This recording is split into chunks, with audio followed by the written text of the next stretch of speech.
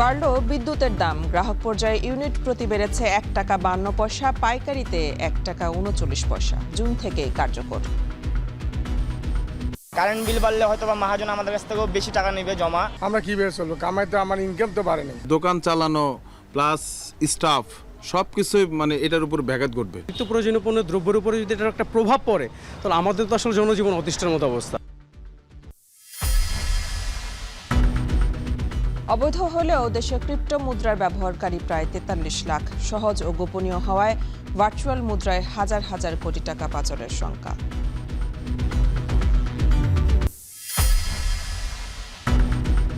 আয়ের 56% VAT tax বাবদ সরকারকে দিতে হয় মোবাইল অপারেটরগুলোকে। প্রতিযোগিতার সক্ষমতা টিকিয়ে রাখতে কর কমানোর দাবি, দীর্ঘমেয়াদের নীতি নির্ধারণের আহ্বান বিশ্লেষকদের।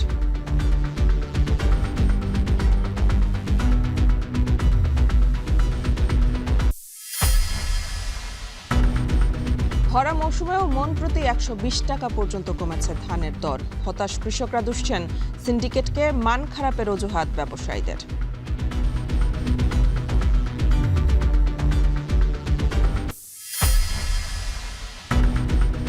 তৃণমূল কংগ্রেসে ভাঙনের সুর। বিধানসভায় বিদ্রোহীদের হাতে বিরোধী দলের নিয়ন্ত্রণ। সব সাংগঠনিক পদ বিলুপ্ত করে নতুন কমিটি গঠনের ঘোষণা বিক্ষুব্ধদের।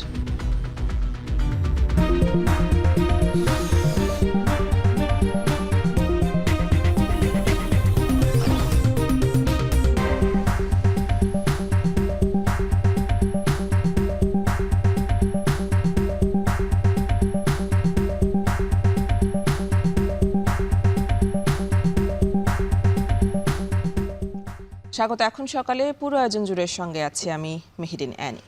অবশেষে গ্রাহক ও পাইকারি পর্যায়ে বাড়ল বিদ্যুতের দাম। বুধবার গ্রাহক পর্যায়ে প্রতি ইউনিটে 1 টাকা 52 পয়সা বেড়ে 9 টাকা 11 পয়সা এবং পাইকারি পর্যায়ে 1 টাকা 39 পয়সা বেড়ে 8 টাকা 39 পয়সা নির্ধারণ করেছে বিইআরসি। বিদ্যুতের দাম বাড়ায় ক্ষুব্ধ প্রতিক্রিয়া জানিয়েছে সাধারণ গ্রাহক ও ব্যবসায়ীরা।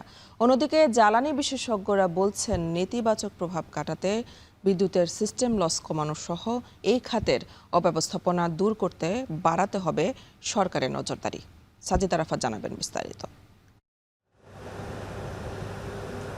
বৈশ্বিক অস্থিরতার প্রেক্ষাপটে দেশের জ্বালানি ও বিদ্যুৎ খাতে বাড়ছে চাপ। জ্বালানি তেলের দাম বৃদ্ধির পরপরই যদিও আভাস ছিল বাড়তে যাচ্ছে বিদ্যুতের দাম, এমন বাস্তবতার মাঝেই বাড়তি চাপ হিসেবে যোগ হলো নতুন করে বিদ্যুতের দর। 1.5 মাসের ব্যবধানে দ্বিতীয় দফায় জ্বালানি তেলের দাম বাড়ার 3 দিনের মাথায় এবার বাড়ল গ্রাহক ও পাইকারি পর্যায়ে বিদ্যুতের দর।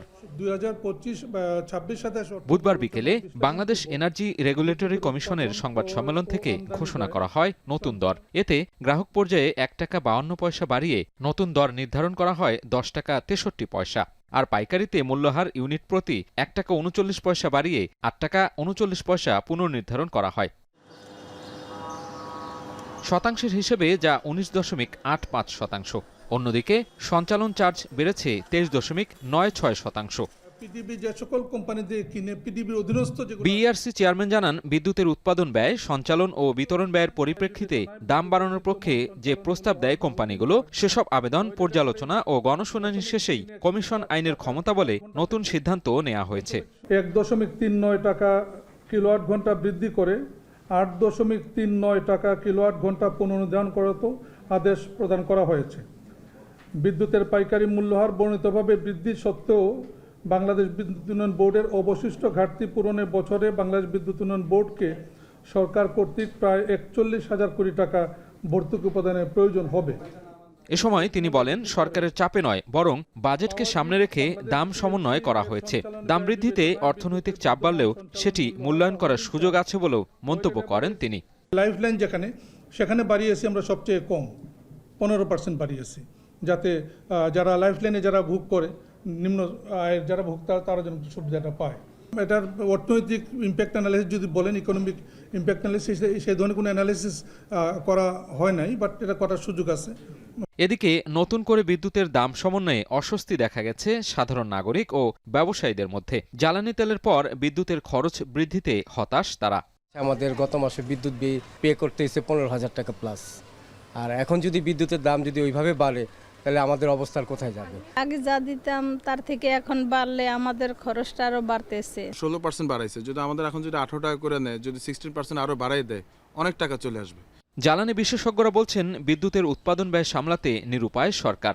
নতুন দামের প্রভাব জনজীবন ও শিল্প কারখানার ওপর নেতিবাচক প্রভাব ফেলবে। মধ্যবিত্ত থেকে সবারই কষ্ট হবে, কিন্তু কিছু আমি কোনো উপায় দেখতেছি না। আর এরা যদি অন্য একটা করতে পারতো, যে ইমিডিয়েট একটা ক্রাশ প্রোগ্রাম করতে পারে, ইললিগ্যাল যত কানেকশন আছে তা যদি বন্ধ করি, আমার ডিমান্ড কিন্তু অনেক কমে যাবে। যদি এটা ডিমান্ড কমে, তাহলে তো আমার কস্ট অফ প্রোডাকশনও কমে যাচ্ছে। তাহলে এইখান থেকে আমি করতে পারি, প্লাস আমি এটা সাপোর্ট করবো আপাতত যে ক্রাইসিস, লোড ম্যানেজমেন্টের একটা স্টেপ নিলে। গ্রাহক পর্যায়ে বাংলাদেশে সবশেষ বিদ্যুতের দাম বেড়েছিল 2024 সালের ফেব্রুয়ারিতে। সেবার খুচরা মূল্য গড়ে 8.50% বাড়ানো হয়েছিল, আর পাইকারি মূল্যহার বাড়ানো হয় 5.07%। এদিকে মূল্য পুনর্নির্ধারণের পরেও সরকারের পক্ষ থেকে বাংলাদেশ বিদ্যুৎ উন্নয়ন বোর্ডকে ভর্তুকি দিতে হবে 41,000 কোটি টাকা। 2026-27 অর্থবছরে এই ভর্তুকির পরিমাণ হতে পারে 56,000 কোটি টাকা। সাজিদ আরাফাত, এখন, ঢাকা। জ্বালানি মূল্য বৃদ্ধির কারণে দ্রব্যমূল্য বাড়ার প্রতিবাদে আজ দেশব্যাপী কর্মসূচির ডাক দিয়েছে জামায়াত। রাজধানীতে বুধবার ঈদ পুনর্মিলনী অনুষ্ঠানে দলের আমির ডাক্তার শফিকুর রহমান বলেন, জ্বালানি তেল, গ্যাস ও বিদ্যুতের দফায় দফায় মূল্য বৃদ্ধির কারণে মানুষের জীবনযাত্রার ব্যয় বেড়েছে। এর প্রভাব সরাসরি নিত্যপণ্যের বাজারে পড়ায় নিম্ন ও মধ্যবিত্ত শ্রেণীর উপর চাপ তৈরি হয়েছে বলেও মন্তব্য করেন তিনি। এ সময় দেশে ব্যাংকিং খাত নিয়েও উদ্বেগ প্রকাশ করেন জামায়াত আমির। ইসলামী ব্যাংককে কেন্দ্র করে চলমান পরিস্থিতি নিয়ে প্রশ্ন তুলে তিনি বলেন, কিছু প্রতিষ্ঠানের নিয়ন্ত্রণ নিয়ে রাজনৈতিক বিতর্ক তৈরি হয়েছে। বাংলাদেশ ব্যাংকের গভর্নর সহ সংশ্লিষ্ট ব্যাংকিং খাতের শীর্ষ কর্মকর্তাদের পদত্যাগের দাবি জানান ডক্টর শফিকুর রহমান। মানুষের মনে একটা আস্থা এসেছে, চোররা আর তেল চুরি করতে পারবে না, তেল ডাকাতরা আর ডাকাতি করতে পারবে না, অবৈধ মজুতদাররা আর মজুত করতে পারবে না, যারা প্রাইস টেম্পারিং করে দাম বাড়ায় তারা আর পারবে না। মানুষের মধ্যে আস্থা যখন ফিরে এসেছে, অটোমেটিক্যালি এই সমস্যার সমাধান হয়ে গেছে। একটি মহল দেশে অস্থিতিশীলতা তৈরির চেষ্টা করছে বলে অভিযোগ করেছেন স্থানীয় সরকার মন্ত্রী মির্জা ফখরুল ইসলাম আলমগীর। এ সময় তিনি সবাইকে সতর্ক থাকার আহ্বান জানান। বুধবার দুপুরে ঠাকুরগাঁওয়ে রুহিয়া উপজেলা বাস্তবায়ন করায় গণসংবর্ধনা অনুষ্ঠানে মির্জা ফখরুল আরও বলেন, নতুন করে যখন তারেক রহমানের সরকার দেশ করার কাজ শুরু করেছে, তখন অস্থিতিশীলতা সৃষ্টির পায়তারা করছে একটি মহল। বলেন, সরকার যেসব প্রতিশ্রুতি দিয়েছিল সেগুলো বাস্তবায়নের চেষ্টা চলছে। ফ্যামিলি কার্ড, কৃষক কার্ড, খাল খনন কর্মসূচি সহ সব প্রতিশ্রুতি পূরণে কাজ শুরু করেছে সরকার। নারী সমাজের প্রতি আমার আবেদন আছে, একটা মহল চেষ্টা করছে দেশে অস্থিতিশীলতা সৃষ্টি করবার জন্য। আপনাদের কাছে আমাদের আবেদন, যে অস্থিতিশীলতা সৃষ্টি না করতে পারে তার জন্য আপনাদেরকে সতর্ক থাকা, সজাগ থাকা। কারণ এই সময়ে যখন আমরা নতুন করে দেশ গঠন করবার কাজ শুরু করেছি তারেক রহমানের নেতৃত্বে, তখন যেন আমরা আবার বিভ্রান্ত না হয়ে যাই। যারা তারেক রহমানের সরকার, কথার সরকার, যে কথাগুলো দিয়েছি আমরা, সেই কথাগুলো আমরা পালন করবার চেষ্টা করছি। তিনি বলেছিলেন ফ্যামিলি কার্ডের কথা, আমরা ফ্যামিলি কার্ডের কার্যক্রম শুরু করেছি। ভার্চুয়াল মুদ্রা কেনাবেচা ও ব্যবহার দেশের আইনে অবৈধ, অথচ চাইলেই অনলাইন ব্যাংকিং অথবা সরাসরি ব্যাংকিং সিস্টেমে টাকা পাঠিয়ে কেনা যাচ্ছে এই মুদ্রা। অপেক্ষাকৃত সহজ ও গোপন করা যায় বলে এই পদ্ধতিতে হাজার হাজার কোটি টাকা পাচারের শঙ্কা তৈরি হয়েছে। এনে বিস্তারিত জানাবেন আরিফ হোসেন। অর্থ বিনিময়ের ইতিহাসে এক নতুন অধ্যায়ের নাম ভার্চুয়াল মুদ্রা। এটি এমন এক ধরনের ডিজিটাল সম্পদ যার কোনো কাগজে বা ধাতব রূপ নেই। ইন্টারনেট ভিত্তিক প্রযুক্তির মাধ্যমে এর লেনদেন সম্পন্ন হয়। 1980 ও 90-এর দশকে ডিজিটাল অর্থ ব্যবস্থাপনার ধারণা নিয়ে গবেষণা শুরু হলেও 2008 সালে সাতোশি নাকামোতো ছদ্মনামে প্রকাশিত একটি গবেষণাপত্র বিশ্বকে নতুন পথ দেখায়। এর ভিত্তিতে 2009 সালে চালু হয় বিশ্বের প্রথম সফল ক্রিপ্টোকারেন্সি, নাম বিটকয়েন। ব্লকচেইন প্রযুক্তির উপর নির্ভর করে পরিচালিত এই মুদ্রা কোনো কেন্দ্রীয় ব্যাংক বা সরকারের নিয়ন্ত্রণে নয়। এরপর একে একে বাজারে আসে ইথারিয়াম, লাইটকয়েন সহ হাজারো ডিজিটাল মুদ্রা। গত এক দশকে ভার্চুয়াল মুদ্রার বাজার দ্রুত সম্প্রসারিত হয়েছে। বিশ্বের বিভিন্ন দেশে ব্যক্তি ও প্রতিষ্ঠান পর্যায়ে এর ব্যবহার বাড়লেও অনেক রাষ্ট্র এখনও সতর্ক অবস্থানে রয়েছে। বাংলাদেশে ভার্চুয়াল মুদ্রার ব্যবহার ও লেনদেনের বিষয়ে সতর্ক অবস্থান নিয়েছে সরকার ও নিয়ন্ত্রণ সংস্থাগুলো। তবুও চোখের আড়ালে থেকে গেল কিনা তা অনুসন্ধানে মাঠে নামে এখন টিভি। শুরুতেই টাকা দিয়ে ভার্চুয়াল ডলার কেনার চেষ্টা করব আমরা। দরকার একজন ব্যবহারকারীর। তার কাছ থেকে জানতে চাই কিভাবে কেনা হবে এই মুদ্রা। চোখের সামনেই দেখিয়ে দিলেন সব। অনলাইন ব্যাংকিংয়ে টাকা পাঠানোর সাথে সাথে চলে এসেছে মুদ্রা। কার কাছ থেকে কেনা হয়েছে জানার উপায় নেই। এখানে গেলে যে বাইসে দেখা যাচ্ছে আপনার যত এখানে লিমিট আছে, লাস্ট লিমিট দেওয়া আছে। আপনি ধরেন যে 500 টাকা যদি ঢুকাইতে চান, প্লেস অর্ডার করলে আপনি ব্যাংকিংয়ের হয়তো বা আপনাকে অ্যাকাউন্ট নাম্বার দিবেন অথবা অন্য কোনো মোবাইল ব্যাংকিংয়ের নাম্বার দিবে। আপনি ওটার ওই নাম্বারে রিচার্জ করে দিয়ে তারপরে আপনি লাস্ট নাম্বারটা বললেই আপনার এখানে অ্যাড হয়ে যাবে। আমি যদি 5 কোটি টাকা অথবা 50 কোটি টাকা, হ্যাঁ, কোনো সমস্যা নেই, পারবেন। মাত্র 1 মিনিটের মধ্যে অনলাইন ব্যাংকিংয়ের মাধ্যমে আমরা টাকা দিয়ে ভার্চুয়াল ডলার কিনেছি। শুধু $4 কিনেছি, তবে যে কেউ চাইলেই হাজার হাজার কোটি টাকারও ডলার কেনা যাবে এই মাধ্যম থেকে। যারা বিদেশে টাকা পাচার করছেন তারা এভাবেই ডলার কিনে বিদেশে টাকা পাচার করছেন, যেটি হচ্ছে দিনের আলোয়, দেখার কেউ নেই। ক্রিপ্টো কাউন্সিল ফর ইনোভেশনের দেয়া তথ্য বলছে বাংলাদেশে ভার্চুয়াল মুদ্রার ব্যবহারকারীর তালিকায় 13তম অবস্থানে রয়েছে। দেশে মোট ভার্চুয়াল মুদ্রা ব্যবহারকারীর সংখ্যা 43 লাখ। কোনো কিছুই নিষিদ্ধ করে আপনি বন্ধ রাখতে পারবেন না, বরং এটাকে যদি আপনি কোনো লিগ্যাল ফ্রেমওয়ার্কের ভিতরে আসেন, এখন যে টাকাগুলো যাচ্ছে এটা সম্পূর্ণ অবৈধভাবে, এবং বিশেষ করে হুন্ডির যে ব্যাপারটা আছে, এই হুন্ডির সাথে ক্রিপ্টোকারেন্সি অ্যাড করে এখন যেটা ঘটছে সেটা হচ্ছে যে ক্রিপ্টোকারেন্সির মাধ্যমে বিকাশ, নগদ, রকেটের কানেক্টিভিটি দিয়ে বিদেশে টাকা প্রচার হচ্ছে। বাংলাদেশ ব্যাংক বিভিন্ন সময় জানিয়েছে ক্রিপ্টোকারেন্সি দেশে বৈধ মুদ্রা নয়। আমাদের দেশের বিপুল পরিমাণ মানুষ ক্রিপ্টোকারেন্সি লেনদেনের সাথে সম্পৃক্ত হয়ে গিয়েছে। এই বিষয়টি আমলে নিয়ে BFIU, Bangladesh financial intelligence unit এবং সিআইডি দীর্ঘদিন যাবৎ একত্রে কাজ করে আসছে। তারা দেখছে যে কারা এর সাথে জড়িত এবং কিভাবে এই বিষয়টাকে নিয়ন্ত্রণ করা যায়। ভার্চুয়াল মুদ্রা একদিকে যেমন প্রযুক্তি নির্ভর অর্থনীতির নতুন সম্ভাবনার দুয়ার খুলেছে, অন্যদিকে নিয়ন্ত্রণ, নিরাপত্তা ও আর্থিক স্থিতিশীলতার প্রশ্ন সামনে এনেছে। আরিফ হোসেন, এখন, ঢাকা।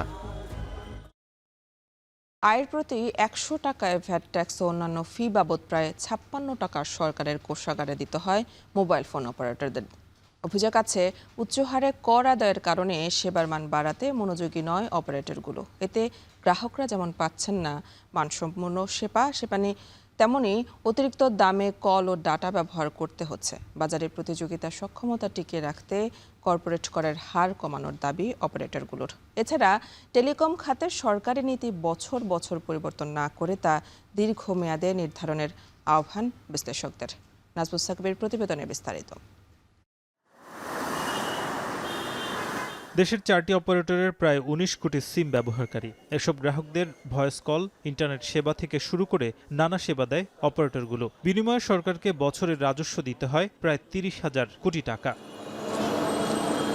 30,000 কোটি টাকার মধ্যে অপারেটরগুলো সবচেয়ে বেশি ব্যয় করে স্পেকট্রাম খরচে। এছাড়াও ভ্যাট, সম্পূরক শুল্ক, কর, সারচার্জ, সিম ট্যাক্স, লাইসেন্স ফিতে ব্যয় করে প্রতিষ্ঠানগুলো। অপারেটররা সরাসরি কর বাবদ 39 টাকা ব্যয় করলেও সব মিলিয়ে খরচ দাঁড়ায় প্রায় 55 থেকে 56 টাকা।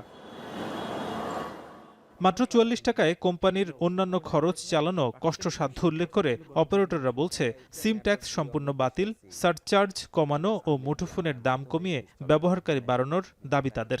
সরকারও দেখছে যে যেখানে হাত দেয় সেখানে ধরেন 1,000 কোটি টাকা, 1,500 কোটি টাকার একটা ব্যাপার থাকে এবং সেটা ব্যালেন্সটা কোত্থেকে আসবে।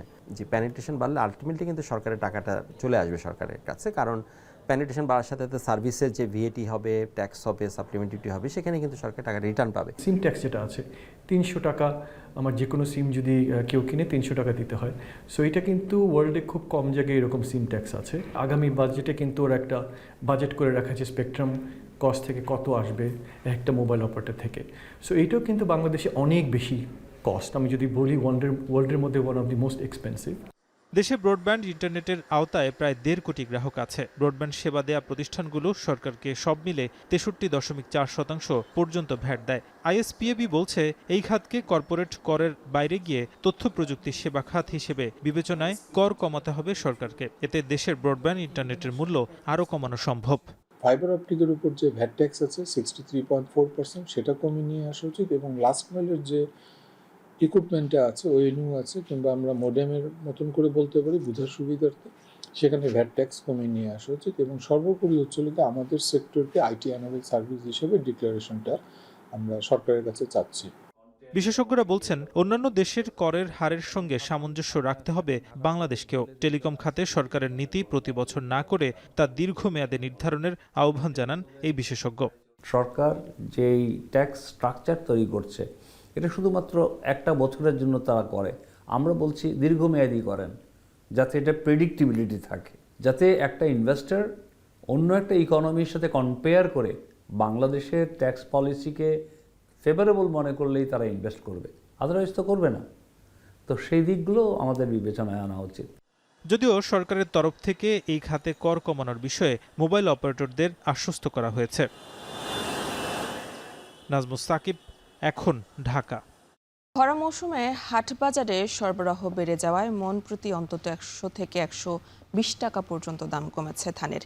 এ নিয়ে হতাশ ও ক্ষুব্ধ কৃষকরা বলছেন ব্যবসায়ীরা সিন্ডিকেটের কারণেই কমেছে দাম। অন্যদিকে ব্যবসায়ীরা বলছেন বৈরী আবহাওয়ায় ধানের মান খারাপ হওয়ায় দাম কমার কারণ। আব্বাস আলীর তথ্য ছবি নিয়ে বিস্তারিত প্রতিবেদনে। নওগাঁয় ইরি বোরো ধানের কাঙ্ক্ষিত দাম না পাওয়ায় হতাশ হয়ে পড়েছে কৃষকরা। তারা বলছেন এবছর বোরো ধানের আবাদে বিঘা প্রতি খরচ পড়েছে অন্তত 18 থেকে 20 হাজার টাকা। প্রতিকূল আবহাওয়ায় বিঘা প্রতি ফলন হয়েছে 20 থেকে 25 মণ। বাধ্য হয়েই কম দামে ধান বিক্রি করতে হচ্ছে তাদের। অতিরিক্ত আমাদের খরচের জন্য আমরা পড়তে করতে পারছি না। বিঘা 18-20 মণ ফলন আর এই 16-18 টাকা খরচ। ধান বেচলাম 1000 টাকা মণ, গত হাটে গেছে 1150 টাকা মণ, আজকে 150 টাকা মনে কমে বেচা লাগে। অন্য জিনিসের দাম বেশি, কিন্তু ধানের বাজার না পাওয়াতে আমরা কৃষক মরে ভূত। বৈরী আবহাওয়ায় ফলন উৎপাদন কম, উৎপাদন খরচ বেশি এবং দাম কমায় দুশ্চিন্তা বেড়েছে কৃষকদের। দাম কমার পেছনে ব্যবসায়ীদের সিন্ডিকেটকে দায়ী করছেন তারা। ধান কিনতেছে না তো, না কিনে কেন বেশি এখন বিক্রি হয় না।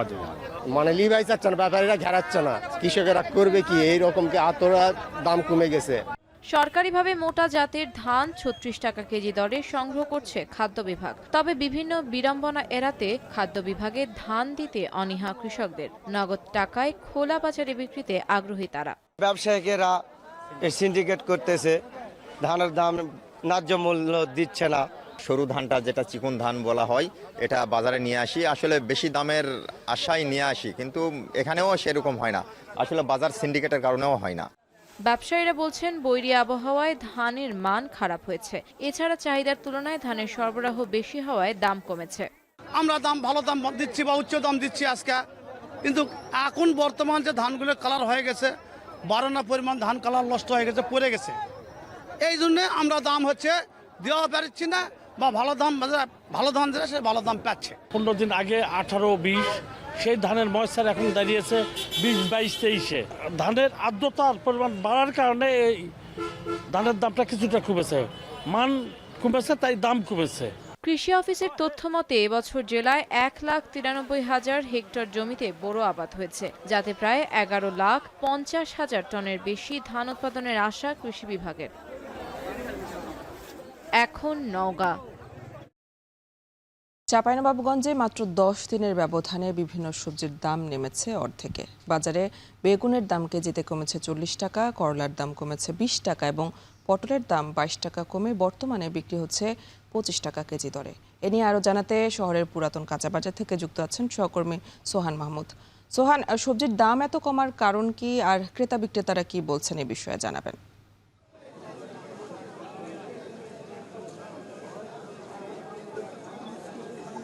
অ্যানি কৃষি নির্ভর জেলা এই চাঁপাইনবাবগঞ্জ। এখানকার কৃষি পণ্য এই জেলার চাহিদা মিটিয়ে সারা দেশে সরবরাহ করা হয়। আমরা রয়েছি সকাল থেকে চাঁপাইনবাবগঞ্জের পুরাতন কাঁচা বাজারে। এখানে এসে দেখতে পেয়েছি গত 10 দিনের ব্যবধানে বিভিন্ন সবজির দামই কিন্তু নিম্নমুখী। এই নিম্নমুখী হওয়ার কারণ বেশি আমদানি হয়েছে বলে আমাদেরকে জানিয়েছেন এখানকার চাষিরা এবং ব্যবসায়ীরা। আমরা দেখতে পেয়েছি বেগুনের দাম কেজিতে অন্তত 40 থেকে 50 টাকা কমে এখন বিক্রি হচ্ছে 35 থেকে 40 টাকায়, যা 10 দিন আগেও বিক্রি হচ্ছিল 70 থেকে 75 টাকায়। আমরা লক্ষ্য করেছি পটলের দাম কেজিতে প্রায় 25 টাকা কমে বিক্রি হচ্ছে এখন 22 থেকে 25 টাকায়। এছাড়াও করলা বিক্রি হচ্ছে এখন 20 টাকায়, যা 10 দিন আগেও 50 থেকে 55 টাকায় বিক্রি হচ্ছিল। তবে আমরা অপরিবর্তিত দেখেছি এখানে টমেটোর দাম। টমেটোর সরবরাহ খুবই কম এই বাজারে। আমরা দেখতে পেয়েছি মাত্র 1 থেকে 2 জন চাষি টমেটো এনেছেন, এনে তিনি বিক্রি করছেন। বিক্রি হচ্ছে এখন 60 থেকে 65 টাকায়, যা 1 সপ্তাহ কিংবা 10 দিন আগেও এই 65-70 টাকায় বিক্রি হচ্ছিল। আমরা লক্ষ্য করেছি সজনে ডাঁটার দাম কমেছে কেজিতে প্রায় 50 টাকা। 100 টাকা বিক্রি হচ্ছিল আজ থেকে 10 দিন আগে, যা এখন 50 টাকায় এসে ঠেকেছে। আমরা আরো কিছু সবজির দাম অপরিবর্তিত দেখেছি, যেমন মিষ্টি কুমড়া, এছাড়াও আলু। মিষ্টি কুমড়া বিক্রি হচ্ছে এখন 25 টাকায়, যা গত 10 দিন আগেও 20 থেকে 25 টাকায় বিক্রি হচ্ছিল। আলুর দামটা আজ থেকে প্রায় 1 মাস ধরে এই 20 টাকা বিক্রি হচ্ছে। এতে কিন্তু উৎপাদন খরচ উঠছে না বলে আমাদেরকে জানিয়েছেন এখানকার চাষিরা। চাষিরা বলছেন আলুর যে উৎপাদন খরচ এটি অন্তত 40 থেকে 45 টাকা কেজি দরে তাদেরকে বিক্রি করতে হবে, তাহলে আসলে আলুর যে উৎপাদন খরচ এটি উঠবে।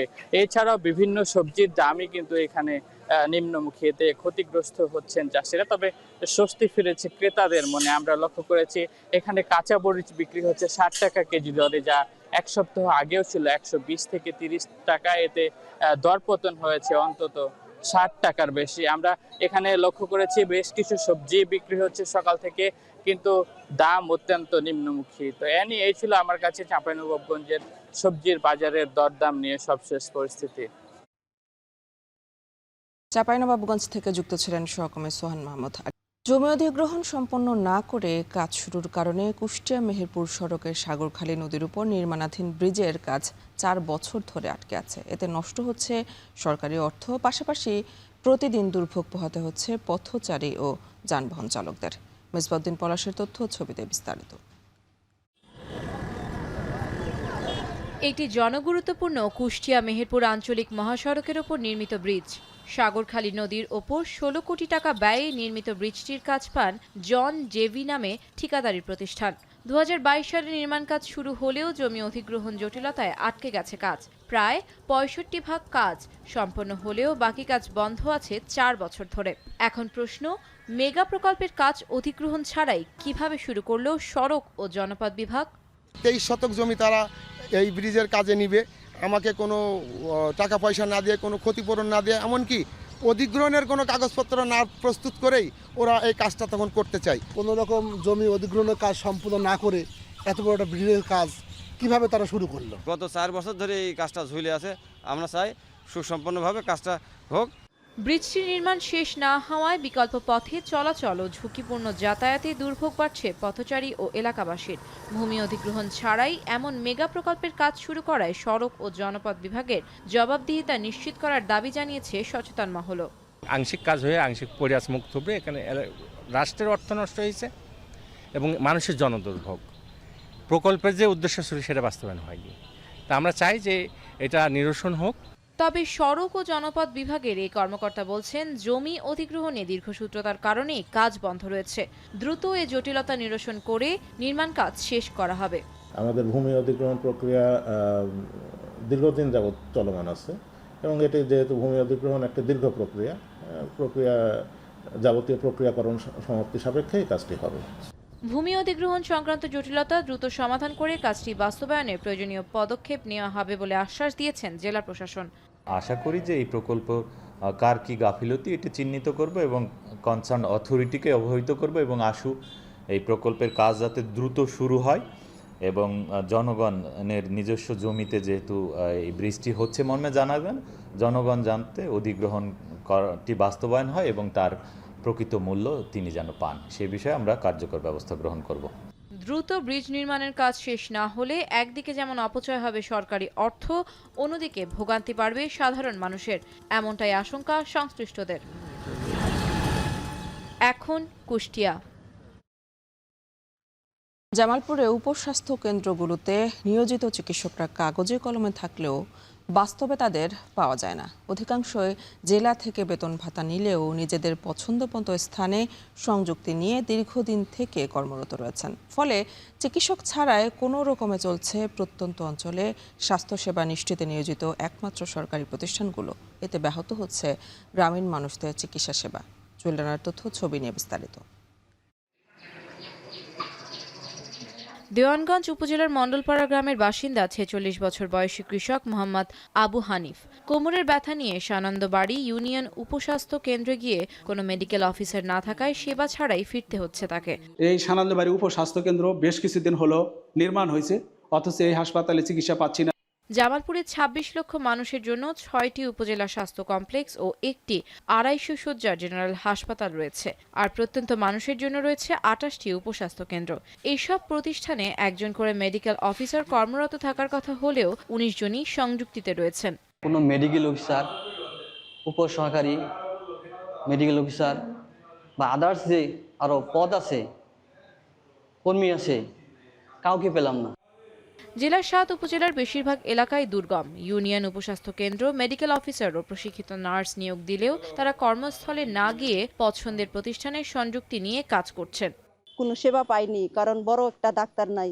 আমার এখান থেকে রাজীবপুর, বক্সিগঞ্জ, জামালপুর এত দূরে যেতে হয়। যাইতে যাইতে আমার অনেকটা সমস্যা হয়ে যায়, রুগীরও সমস্যা হয়ে যায়। আমাদের মেডিকেল অফিসার থাকার কথা এবং ফার্মাসিস্ট, নার্স থাকার কথা, এখানে তারা অনেকেই অনুপস্থিত। অপরদিকে উপস্বাস্থ্য কেন্দ্রগুলোতে ডাক্তারের পাশাপাশি পর্যাপ্ত জনবল না থাকায় সেবা দিতে হিমশিম খাচ্ছেন কর্মীরা। ৬ থেকে ৭ মাস যাবত এখানে মেডিকেল অফিসার আসে না, নাই, সে নাকি প্রেশনে আছে অথবা অ্যাটাচমেন্টে আছে। সে আসলে আমাদের জন্য অনেক উপকৃত হতাম এবং কি এলাকার জনগণ অনেক উপকৃত হতো। স্বাস্থ্যসেবা বিঘ্নিত হওয়ার কথা স্বীকার করে সিভিল সার্জন বলেন, সংযুক্তিতে থাকা ডাক্তারদের তালিকা অধিদপ্তরে পাঠিয়ে চিকিৎসা সেবা নিশ্চিতে সংযুক্তি বাতিলের আবেদন করা হয়েছে। কিছু চিকিৎসক সংযুক্তিতে জামালপুরের বাইরে দেশের বিভিন্ন জায়গায় তারা কাজ করছে। সেটি আমাদের স্বাস্থ্য দপ্তর অথবা মন্ত্রণালয় থেকে তাদের এই প্রদানগুলি হয়েছে। তো আমরা কিছুদিন আগে এই সংযুক্তিতে যারা অন্য অন্য জায়গায় কাজ করছে তাদের সংযুক্তি বাতিল করার জন্য আমরা আবেদন করেছি এবং তালিকাও পাঠিয়েছি অধিদপ্তরে। মানুষের চিকিৎসা সেবা নিশ্চিতে জেলার প্রতিটি উপস্বাস্থ্য কেন্দ্রে ডাক্তারসহ প্রয়োজনীয় জনবল নিয়োগ দিয়ে স্বাস্থ্যসেবা গতিশীল করবে, এমনটাই প্রত্যাশা এলাকার মানুষের। এখন জামালপুর। যশোরে বাণিজ্যিকভাবে মিষ্টি জাতের আঙুর চাষ করে সফলতা পেয়েছেন চাষিরা। প্রতিদিন অসংখ্য মানুষ আঙুরের ক্ষেত দেখতে ভিড় করছেন। ফলন দেখে অনেকে আঙুর চাষে উৎসাহী হচ্ছেন। আঙুর চাষে সব ধরনের সহযোগিতার আশ্বাস দিয়েছে কৃষি বিভাগ। রিপন হোসেনের পাঠানো তথ্য ও এনামুল হকের ছবিতে বিস্তারিত প্রতিবেদনে।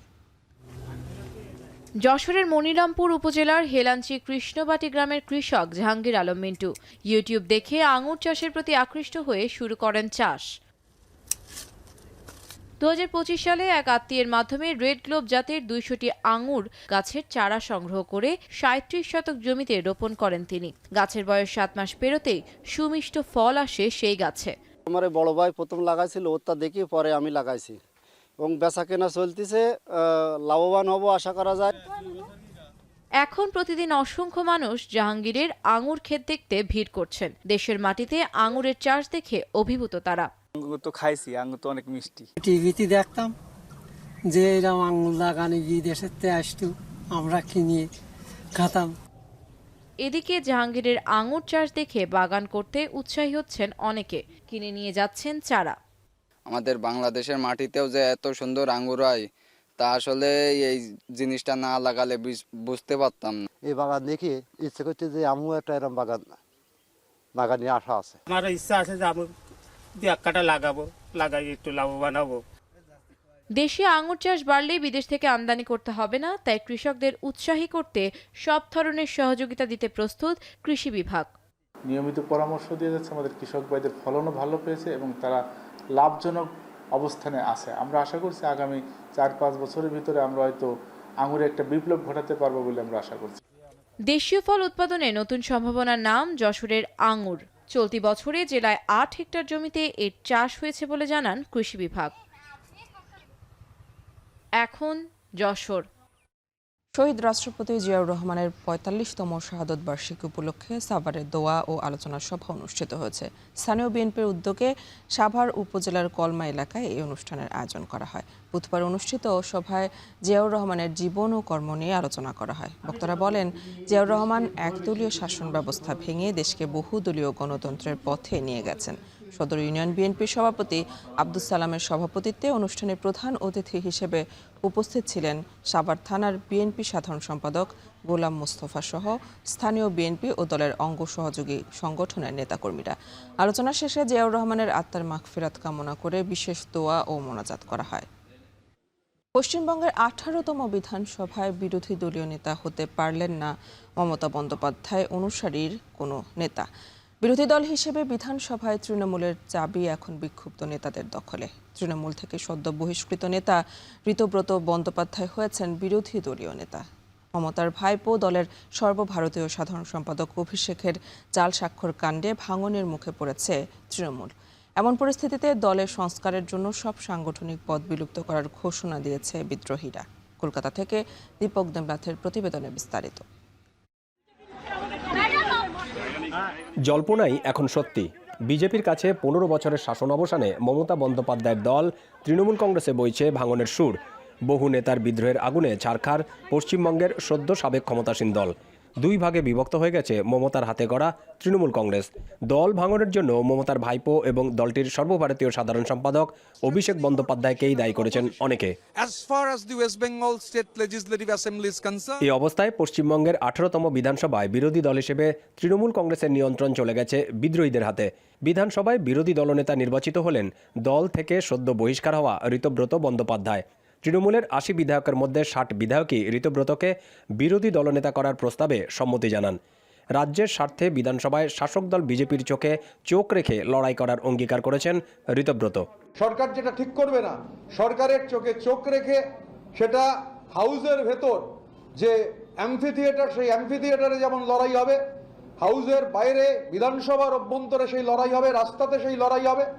দল ভাঙনের মধ্যেও কিছুটা নমনীয়তা দেখিয়েছেন মমতার বহিষ্কৃত নেতা ঋতব্রত।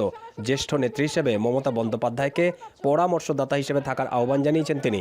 তবে পশ্চিমবঙ্গের 18তম বিধানসভা ইস্যুতে অভিষেক বন্দ্যোপাধ্যায়ের কোনো সম্পৃক্ততা চান না বলে সাফ জানিয়ে দিয়েছেন ঋতব্রত। আমরা মাননীয়া মমতা বন্দ্যোপাধ্যায়কে আমাদের প্রধান পরামর্শদাতা হিসেবে থাকবার জন্য অনুরোধ জানাচ্ছি। এদিকে বিদ্রোহী নেতা হওয়া সত্ত্বেও তৃণমূলের নেত্রী হিসেবে মমতা বন্দ্যোপাধ্যায়কে সবাই শ্রদ্ধা করেন বলে জানান বিধানসভায় বিরোধী দলের মুখ্য সচেতক হওয়া আকরুজ্জামান। তবে নেত্রী হিসেবে সঠিকভাবে পরিষদীয় দলনেতা নির্বাচন করেননি বলে আক্ষেপের কথাও তুলে ধরেন তিনি। আমাদের নেত্রী আমাদের 2 বার ডেকেছে, আমরা সমস্ত বিধায়ক সেখানে গেছি, কিন্তু সঠিকভাবে আমাদের পরিষদ দলনেতা সেখান থেকে তারা যে প্রসেসে করতে হয় সেখানে ব্যর্থ হয়েছে।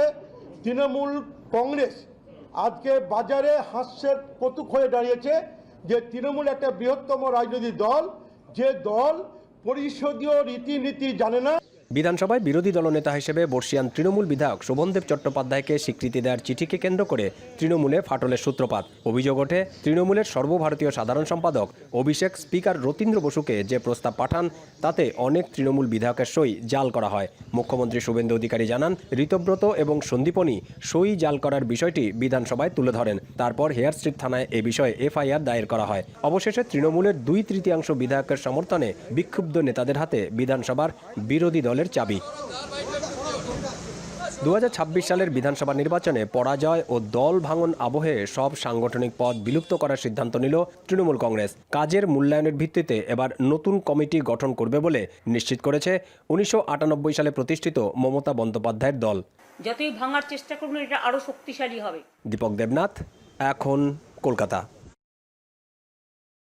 ভয়ঙ্কর রূপে ধেয়ে আসছে এল নিনো। এতে করে চলতি বছর বৈশ্বিক আবহাওয়া চরম পর্যায়ে পৌঁছাবে বলে সতর্ক করল বিশ্ব আবহাওয়া সংস্থা WMO।